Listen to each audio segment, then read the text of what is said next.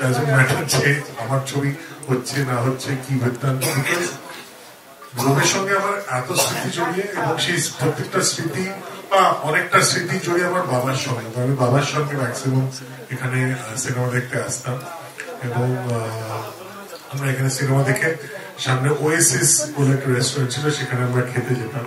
So আমার মনে হয় বাবা এখানে কোথাও আছে, কোনো একটা সিটে বসে আমার কথা শুনছে, এবং আমি এখানে বেনহার, আফ্রিকান সাফারি, আটারি, এরকম ছোটবেলা অনেক adventure film, king Solomon mines, so অনেক এই পাড়াটা বেসিক্যালি এই globe, new empire, light house, এই পাড়াটা মানে একটা প্রাণ কেন্দ্র আমার শৈশবে।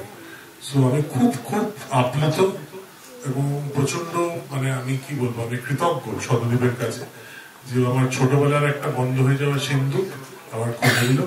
এবং সবাই প্লিজ এখানে আসবেন, এখানে সিনেমা দেখবেন, আমি তো ডেফিনেটলি আসবো, আর হোপফুলি কিছু সিনেমা হয়তো প্রিমিয়ারও হবে।